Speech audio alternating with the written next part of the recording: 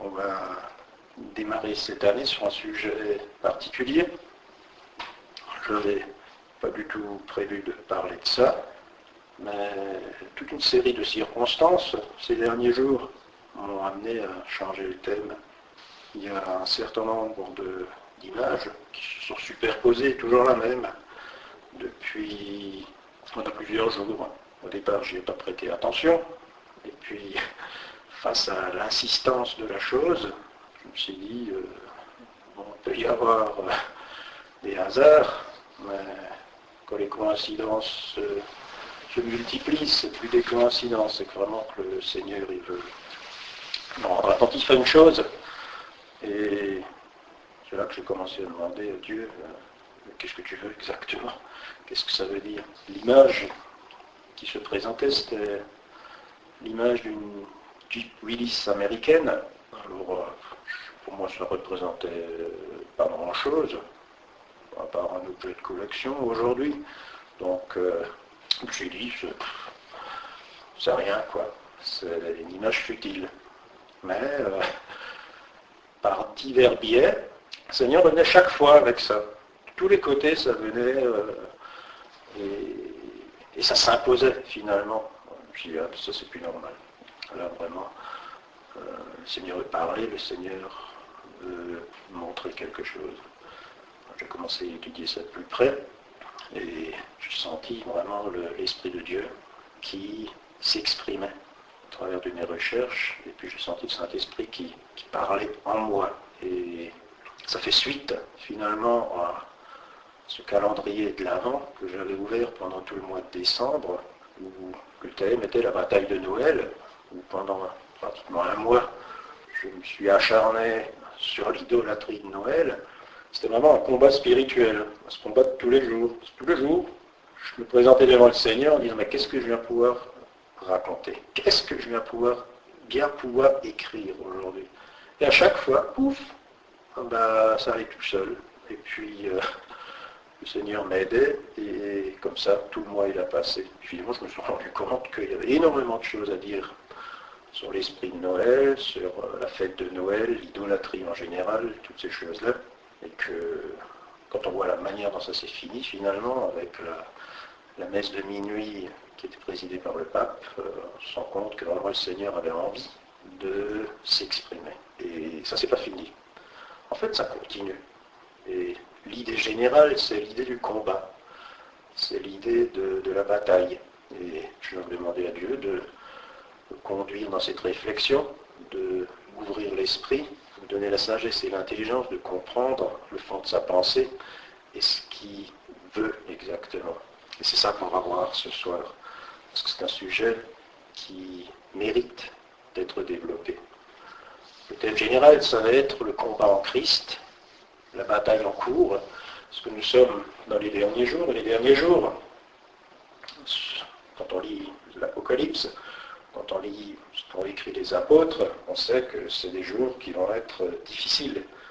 Difficiles parce que les éléments vont se déchaîner, mais pas seulement, les hommes aussi, ils vont se déchaîner.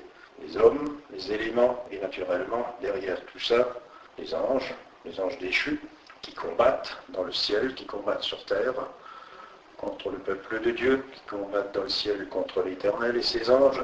Il y a un combat qui est visible et un combat qui est invisible. Et nous sommes là-dedans. Nous sommes au milieu. Entre le marteau et l'enclume, il y a les enfants de Dieu. Et qu'est-ce qu'on peut faire, nous, là-dedans? Subir les événements, les éviter, les provoquer. Donc, on va étudier avec la parole de Dieu ce qu'on est et quel doit être notre rôle, nous, les oins du temps de la fin, par rapport aux événements qui nous entourent. Est-ce qu'on doit être passif? Est-ce qu'on doit être actif? Quel doit être notre caractère? Quelle doit être notre destinée? Qu'est-ce qu'attend le Seigneur de nous? Parce que la parole, finalement, si on s'en donne la peine et si on se laisse éclairer par le Saint-Esprit, nous renseigne sur toutes ces choses-là. Donc pour engager la discussion de ce soir, le thème de ce soir, je vais vous lire ce passage de Paul qui a été écrit en Éphésiens 6. Ça commence au verset 10, où il est dit ceci. Au reste, fortifiez-vous dans le Seigneur et par sa force toute puissante, Revêtez-vous de toutes les armes de Dieu, afin de pouvoir tenir ferme contre les ruses du diable. Car nous n'avons pas à lutter contre la chair et le sang, mais contre les dominations, contre les autorités, contre les princes de ce monde de ténèbres, contre les esprits méchants dans les lieux célestes. C'est pourquoi prenez toutes les armes de Dieu, afin de pouvoir résister dans le mauvais jour et tenir ferme après avoir tout surmonté. Tenez donc ferme. Ayez à vos reins la vérité pour ceinture. Revêtez la cuirasse de la justice. Mettez pour chaussure à vos pieds le zèle que donne l'évangile de paix. Prenez par-dessus tout cela le bouclier de la foi, avec lequel vous pourrez éteindre tous les traits enflammés du malin. Prenez aussi le casque du salut et l'épée de l'esprit, qui est la parole de Dieu. Faites en tout temps, par l'esprit, toutes sortes de prières et de supplications. Veillez à cela avec une entière persévérance et priez pour tous les saints. Paul écrit à Timothée, sur un thème similaire, celui du soldat de Christ, où il dit ceci en 2 Timothée 2, verset 3. « Souffre avec moi comme un bon soldat de Jésus-Christ. Il n'est pas de soldat qui s'embarrasse des affaires de la vie, s'il veut plaire à celui qui l'a enrôlé. » Nous voyons donc là qu'un chrétien, c'est quelqu'un qui doit s'engager. Parce que le Seigneur, il attend de nous. C'est de la volonté, c'est du courage, c'est de l'abnégation, c'est d'aller de l'avant. Ce que les apôtres nous enseignent, ce que, là en l'occurrence Paul nous enseigne, c'est que le monde qui est autour de nous n'est pas un monde qui est inerte. C'est un monde qui est en ébullition, c'est un monde qui combat, qui est en guerre, c'est un monde dans lequel les forces maléfiques sont entrées en guerre contre l'Éternel, mais elles sont aussi entrées en guerre contre nous. Et nous avons à nous défendre, nous avons à prendre les armes. Mais il ne s'agit pas de nous battre dans un sens propre, nous n'allons pas prendre les choses à la lettre, mais nous allons les prendre comme des inspirés. Nous allons les prendre comme des gens d'esprit, animés par l'Esprit de Dieu. C'est-à-dire qu'il faut donner un sens spirituel à toutes ces choses-là, exactement comme le fait Paul. Nous allons donc prendre les armes que l'Éternel nous donne. Ces armes, elles nous sont nécessaires. Ces armes font de nous des soldats de Christ, des gens qui, une fois équipés, pourront s'avancer sur le théâtre des combats, sur le champ de bataille. C'est aussi par cette tenue qu'on saura nous reconnaître, qu'on saura à qui on appartient, parce que être de Christ, c'est aussi obéir au Seigneur, c'est le suivre. Et là, en l'occurrence, que le Seigneur il attend de nous, c'est que nous revêtions l'uniforme, que nous revêtions l'armure, que nous revêtions tout ce qui fait les aspects d'un soldat, c'est-à-dire nous revêtir des choses qui nous permettent de nous protéger, mais aussi d'attaquer, et aussi d'avoir l'état d'esprit qui va avec. Parce que avoir tout l'outillage, avoir tout l'équipement, ça ne fait pas de vous un soldat. Un soldat, c'est aussi quelqu'un qui a un état d'esprit. C'est quelqu'un qui a l'esprit de corps. C'est quelqu'un qui sait qu'il peut perdre dans la vie et qui est prêt à donner cette vie. C'est quelqu'un qui a donc de l'abnégation. C'est aussi quelqu'un qui a le sens du devoir, de l'obéissance. Si le Seigneur il y va, il va, il obéit. Aucune armée ne peut être efficace si chacun fait ce qu'il a envie. Alors imaginez-vous une armée où les gens n'ont pas envie de combattre. C'est déjà plus une armée, ça ne sert strictement plus à rien, parce que l'ennemi va pouvoir avancer et les autres ne réagiront pas. Donc, à quoi sert d'avoir le plus bel équipement s'il n'y a pas la motivation, si derrière il n'y a pas un esprit de corps et s'il n'y a pas de chef qui peut commander tout ça. Donc, l'armée du Seigneur, c'est une armée qui est avant tout un corps, et ce corps d'armée, le Seigneur l'équipe, lui donne les outils nécessaires à sa survie, mais aussi il donne les éléments qui permettent de gagner la victoire, qui nous permettent d'affronter l'adversaire.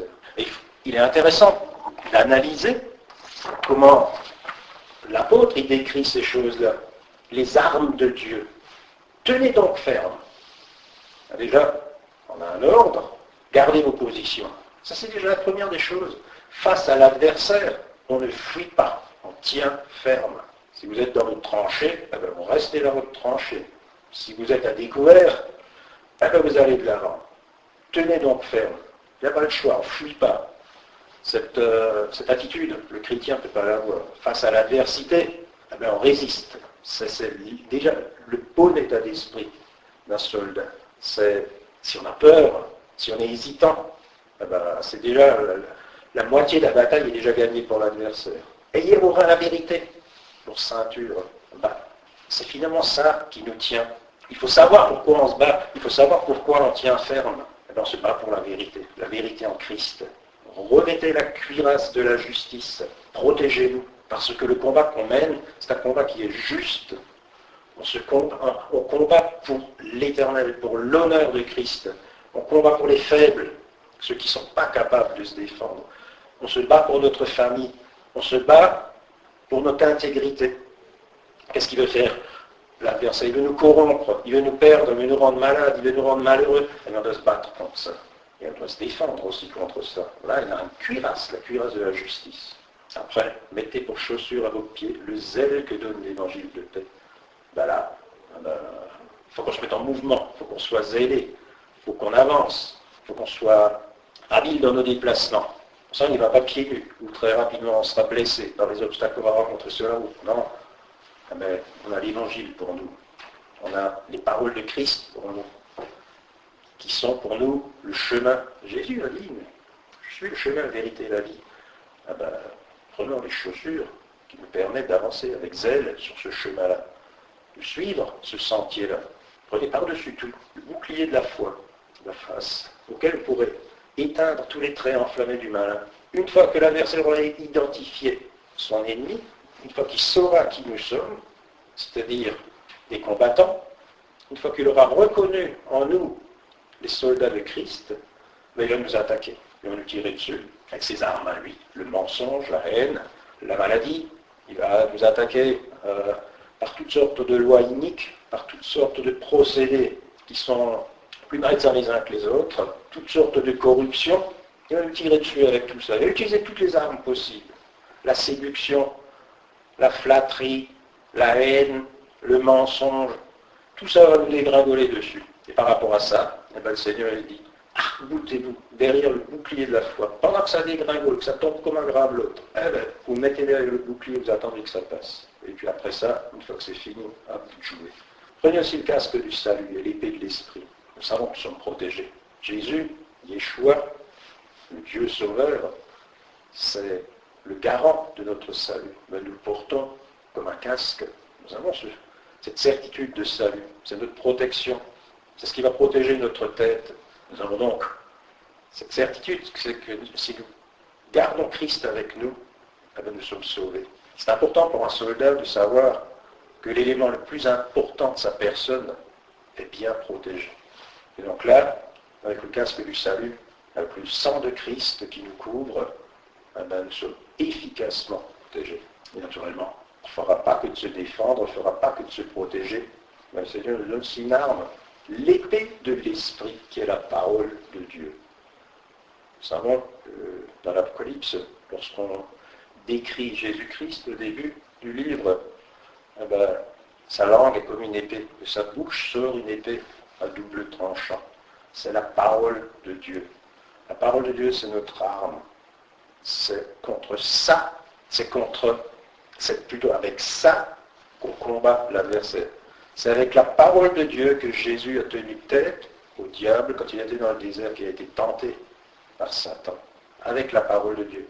Quand chaque fois que Satan venait et qu'il lui disait ce que Dieu a réellement dit, à chaque fois Jésus lui répondait, il est écrit. Il est aussi écrit. C'est ainsi que nous nous battons. On ne se bat pas avec nos armes, on ne se bat pas avec nos arguments, nous nous battons avec ceux de Christ. Nous prenons la parole de Dieu, et lorsqu'on a un problème, on cherche les passages de référence. Et c'est ça qui devient notre code de conduite, c'est ça qui devient notre ordre de combat. Le Seigneur nous dit, c'est comme ça que vous devez faire, c'est comme ça que vous devez vivre, c'est comme ça que vous devez agir dans votre existence, c'est comme ça qu'on le fera et c'est comme ça qu'on tiendra tête à l'adversaire. Donc là, vraiment, tout un attirail qui est à notre disposition à partir du moment où nous nous considérons comme des soldats. Ça s'adresse